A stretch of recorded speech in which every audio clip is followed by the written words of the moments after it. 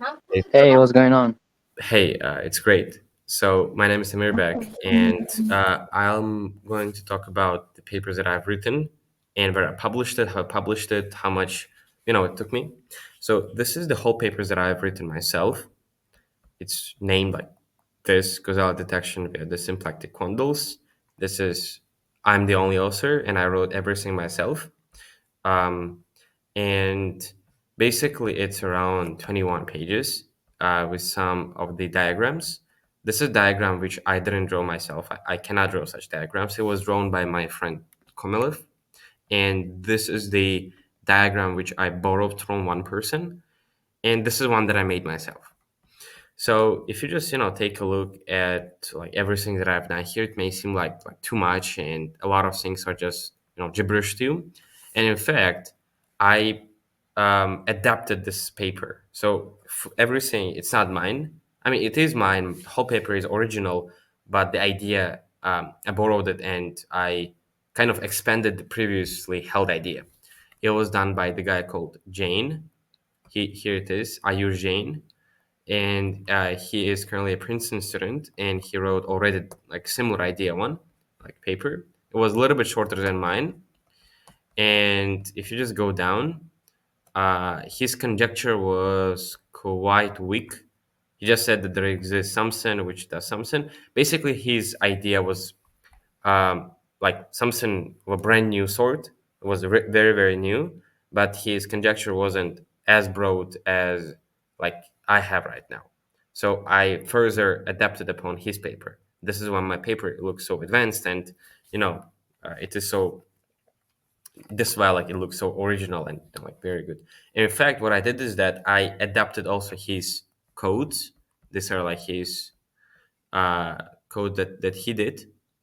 What I did is that I changed the variables and I rewritten the code, but I followed the same schematics. So I always reference to like him in my paper. I always say that so this guy did this. I changed this. So it's like original. Mm, so he basically got his own results here, and it is I think I'm not like sure what it.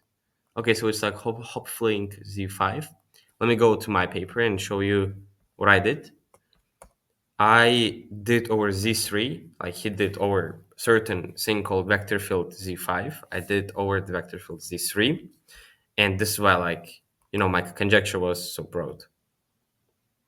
Let me go here. And as you can see, my basically result was a little bit different. And this is exactly what matters. So when I write the code and I change something, I change, let's say, the vector field I'm working on, then the result is going to be different. And that result is going to be original. So what he did was on different vector field. And what I did is that I did on a different vector field, and referencing to his paper, I could conjecturize something broad. So I think that you might be wondering, like, oh, like I'm doing some computer science here, and in fact, it was like really hard time and very interesting time for me because for around like let's say a month or like 4 weeks, I was learning a something called Mathematica, which is a computer science language. Let me even write it down to you. So yeah, here it is. So basically, it is an extremely, easy computer science, computer language. I basically learned it very quickly. At the very beginning, it was quite easy, but later, obviously, I saw some advanced topics, and this is why like it took me like 4 weeks to fully comprehend this uh, computer science language. Plus, what helped me is that I already had ready code done by him, by Eugene, and I had to just modify it, which I did. And I always reference it. Like I don't say that I did it myself. I always say that I did like this his results. So here it is. I always reference him. And in fact, he is the most referenced person in this paper. So I reference him like around 5 times. Um, so how much time it took me to write the paper? It took me like around, so since June basically I've been preparing for this project. Over the course of June and July I was learning, mass, the complex mass, and what it was exactly to study the knot theory. And later, I had my whole August to prepare a project. At the very beginning of this once, I was tasked to write a paper. And with the knowledge that I had, I first of all wanted to write something new. But then when I saw like how hard it is and how, you know, um, like challenging and like not on my level. It's very very hard. I just said, okay, I'm just not gonna do it, and I adapted something uh, which was already done by someone else. He did basically a very good job, Ayur Jain, and he even won an international competition with this paper. I adapted on his paper, which was in fact promoted and encouraged by my research mentor. Oh, by the way, about that, I did it in the collaboration with Horizon Academics. Here it is. So conducted in the summer 2025 as a part of Horizon Academic Research Program, Advanced Mathematics. This project was supervised by Professor Vladimir Chernov. He's a Russian professor. He does a lot of good math at the Dartmouth College, and Dr. Ryan Maguire from MIT. And I'm really grateful for their support. Ryan Maguire was a supervisor in terms of writing like computer code, while Professor Chernow was editing and was giving his feedback on the paper. I had like quite a lot, a lot of assignments to do. Like before that, like as I said, 2 months I was learning it, and it was like really hard because I had to draw those notes myself. And when it came to something like figure eight knot, which I'm gonna show you right now.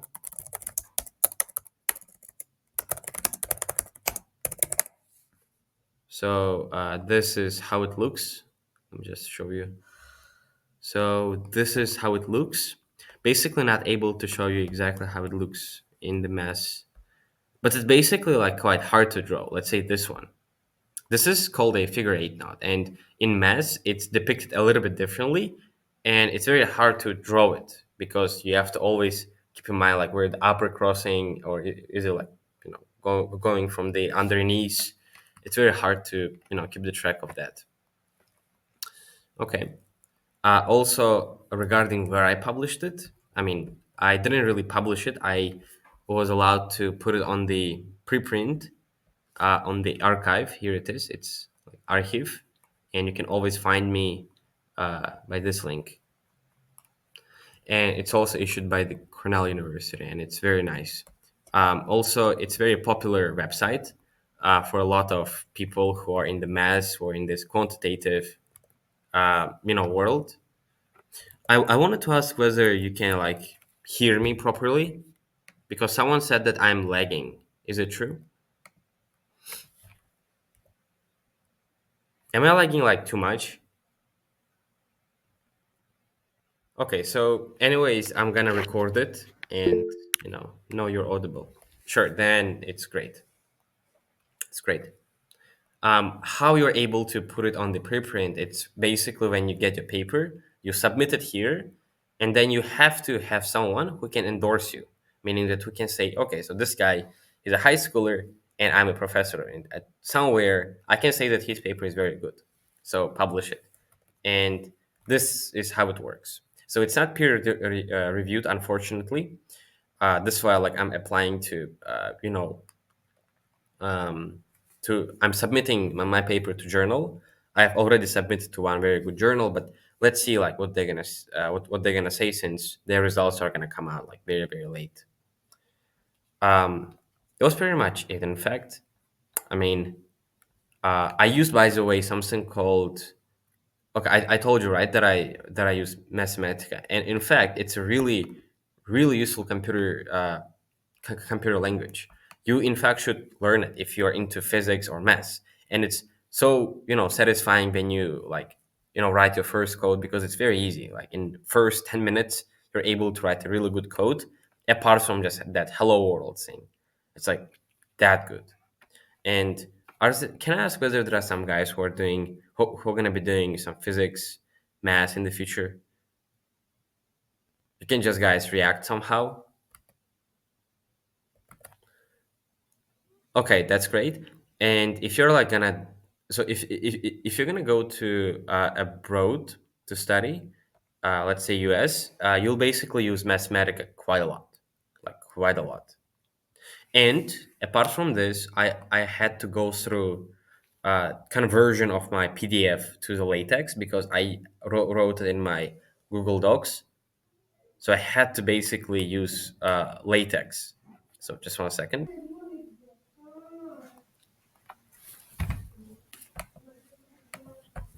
Okay, let me just move on. I'm not really sure whether you can see me. Am I like visible right now too? Oh no, right? Okay, that's quite a big of a problem. Let me just reconnect. Just try again. Okay, what about now? Okay, that's great. So I was saying that I had to convert my paper to like LaTeX form, and I used this website, LaTeX. So you're gonna go to this basically website, and you have to manually write code. I'm not joking. Write code for your paper.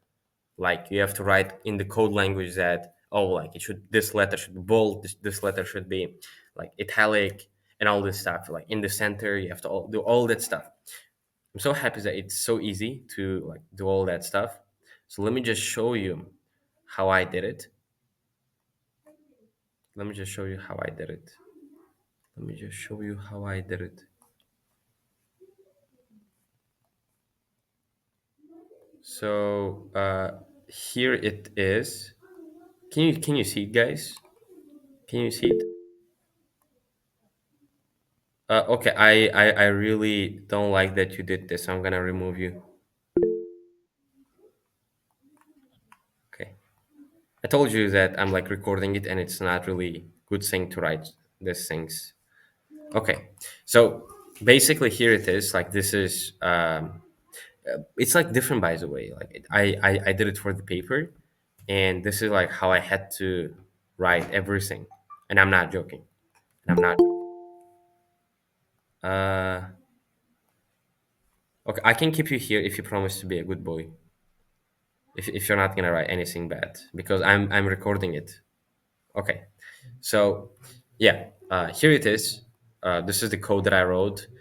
First of all, it all starts like with the setting up the font size, 11 pixels, and then you have to export some package, user package. If you're using something very strange like geometrical, well, in this case, I wrote geometry for certain symbols here, but I'm just saying that you have to export those packages to be able to represent certain symbols um, like sigma. You know, this sum,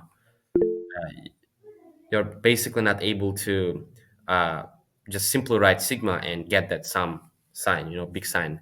You have to literally like export certain packages, and it's like very easy. You don't have to do anything apart from just writing it. Yeah, I mean it's quite simple. In fact, you can really automate it by having your already prepared like latex codes. If you ask someone from like Google, they can probably provide to you. Someone texted, "Can we use this language to create websites?" No, no, you can't. It is in fact like a language which you use to write academic papers, because in this academic paper you're able to. Let me go to the normal. Mm, here it is. By the way, it took me like around 1,000, like 900, 700 codes. You see, to like fully write it down. It can be very much optimized, so don't worry, guys. It didn't take me more than like a couple of days. So yeah, like if you move here, let me just do this. Let me show you like one symbol. Let me show you just one symbol. Let's say this one, right? This sigma sign, and it's right here. Further development. Let me just go here. It is page number 2, introduction. So let me just find it down. I mean, just find it for you. Is an algebraic further development. So Not finding it. Not finding it. Let me just go here. Introduction section. Introduction. Can I just like from the very beginning? Maybe this one. Look at this one. This like R, like bold R. And here it is how I do it. And by the way, like this is supposed to show that it's like bold. If I just remove it, right, it's not gonna be bold. And in fact, it's not gonna work out even. So let me just add this back. Okay, so here it is. I basically copied it from the like Reddit. I It was like very hard time for me at the very beginning because I didn't know what to do. Um, so let me just let me just say you that I in fact shared my code on this basically YouTube channel. I mean, not YouTube. Sorry, on the Telegram channel, I share like all the, you know, all the codes, like everything that I've got, just to be transparent. So if you want, you can guys check it out. If you guys like want to also learn how to like use latex, this one in this channel, I've shared everything. I'm saying that like um, someone is saying that I'm freezing. Is it the case? Can you like guys see me properly? Okay. So what are the major discrepancies between writing academic paper with and without this thing? Okay. In fact, if you are publishing it,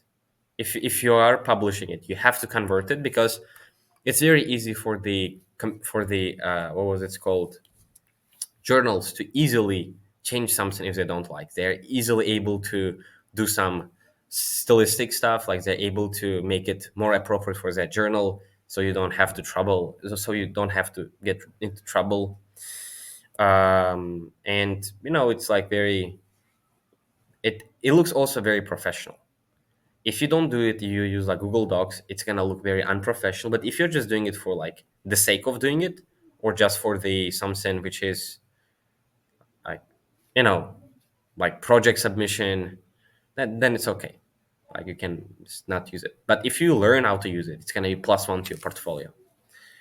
Okay, I think that's like pretty much it. What I've got. Do you guys have anything to like ask? I'm open to the Q&A session. So if you guys want to ask me something, you can guys ask. Since I don't have any questions, so thank you for coming. I'm just gonna stop the recording.